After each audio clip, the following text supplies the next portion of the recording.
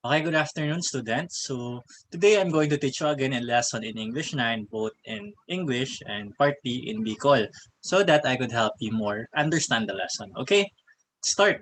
So, our most essential learning competency for today is to judge the relevance and the worth of ideas, soundness of the author's reasoning, and effectiveness of the presentation. So, basically, today we're going to read different kind of text and we're going to identify whether it is effectively presented or not and how can we make it better. Okay, start. Before that, we have this quote by George S. Patton Jr. Say what you mean what you say. So basically, what is that saying is that when you have an idea, should always present it in a way that you will be understood, not only by yourself but others.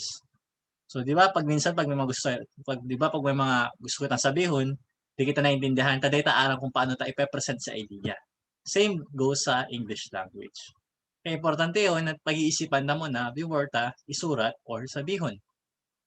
Okay, the specific objectives will be identify the areas where a composition is evaluated, provide examples of a well-organized and well-written text. So those are the two objectives. Number one, so these are the areas which composition are evaluated. So basically pag inaaram ta ang effectiveness kang kaanong kagayon si pakasurat yan sa rong text ini mga bagay na tigiiling ta. Content, sinilalaman, structure kung paano siya i-arrange, mechanics, spelling, punctuation mark, etc. and grammar kung nag-follow ba siya sa rules ng English. Okay po. Now, so basically, content refers to the ideas relevant to the topic. They're facts and information needed to sustain a thought. So basically, they are ideas relevant to the topic. So basically, if you have one paragraph talking about bicycle, then all the remaining sentences in that paragraph should be talking about bicycles. Okay, let's have a wrong example. The Earth is the only planet in the Andromeda galaxy where life can be found. It has two moons, namely Luna and Lana. The organism in this planet breathe carbon dioxide. Breathe carbon dioxide rather. So is it correct or wrong? Let's see. So basically this is wrong. Why is it? Earth is the only planet in the Andromeda. First of all, Earth is found in the Milky Way galaxy in the solar system. So, a galaxy contains millions of planets. We are the only planet in the solar system that has life on it.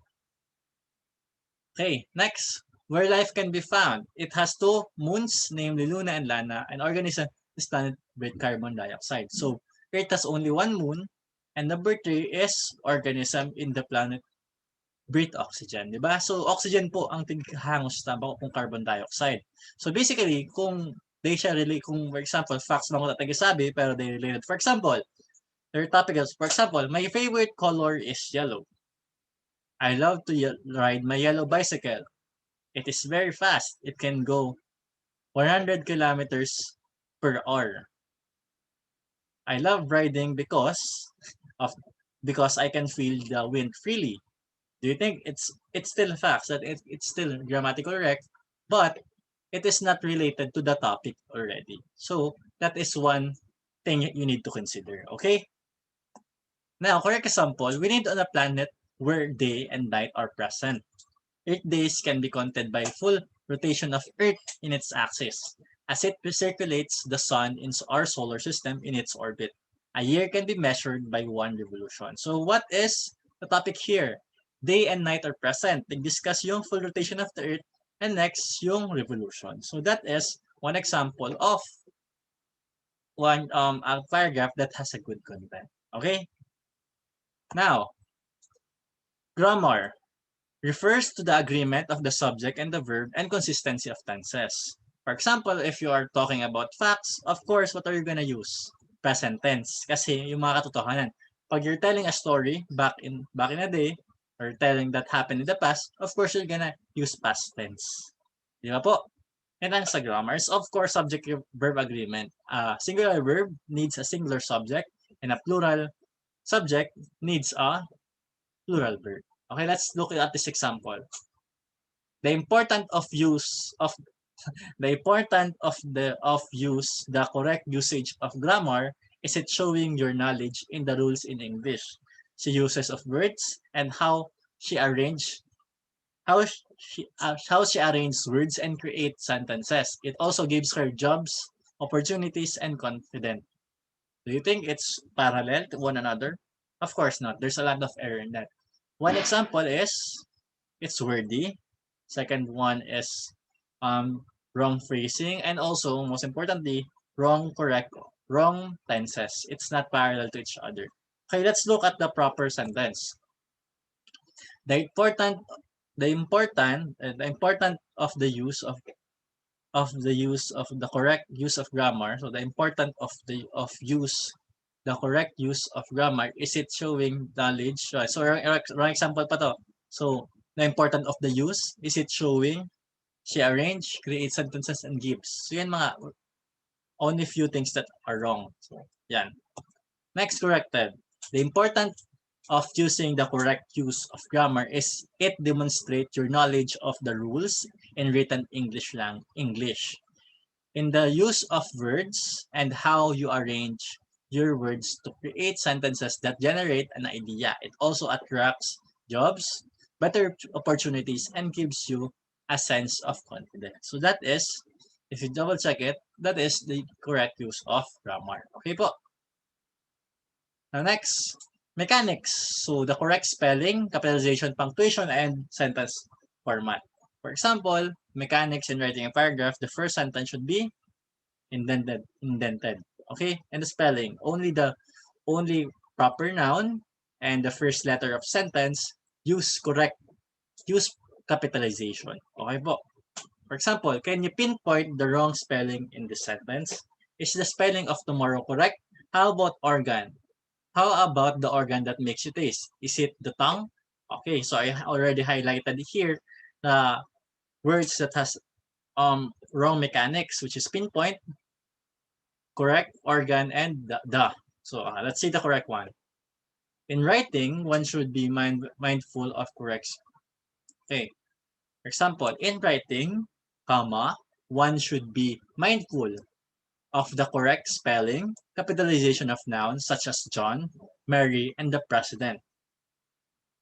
Places should be capitalized to such as Legazpi City, Albay. Punctuations are put into place to indicate a pause in the sentence, such as this.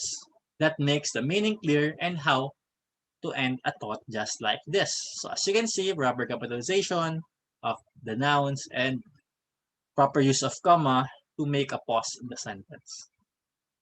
Okay, structure organization. It refers to the method, the ideas, evidence of facts are provided. So here we can have the triangle or the reverse triangle. So we can have the most important in use. For example, we can have use the inverted triangle. So we discuss first the most important part of the news, then we discussed in the latter part the least important. But sometimes in other texts, it's first the least important to the most important. So it depends on what way you want to structure or dependent on the text you want to write. So di ba nakadepende yan. Ang structure naman kung paano inaayos. Ano ba yung nauuna? Yung pinaka-importante? Yung pinaka or yung pinaka hindi importante? Or gumagamit pa sila ng mga words, gumagamit pa sila ng mga words na transitioning words like first, second, then, next, lastly, para mas madaling maintindihan. For example, here's our example I'm gonna read. Okay. You can connect to various people regardless of their nationality, race, native language, as long as they can speak English too. Also, it is still the language of science, computers, constitutions, and many more. English is our passport to the world. First, most people in other countries somehow know this language, though people cannot speak English fluently. Say in Brazil, some words can be understood thanks to English movies, magazine, and signage that they saw. The English language is still the most widely used in the world. Although there are some big contenders that threaten this spot like Mandarin and Spanish, we should also keep up by strengthening our English tongue. Most students still fear English language. Some are afraid to speak the language. Some have trouble writing in English. Though being the second language in the Philippines, there may be several advantages that one should strive for being fluent in the language. So basically, di ba, okay, the content was okay, the punctuation was okay, but it could have been better if it was arranged more and transitional words were used, just like this one. Correct? Example, okay, most students still fear the wait everyone. Most students still fear the English language. Some are afraid to speak the language, some have trouble writing in English.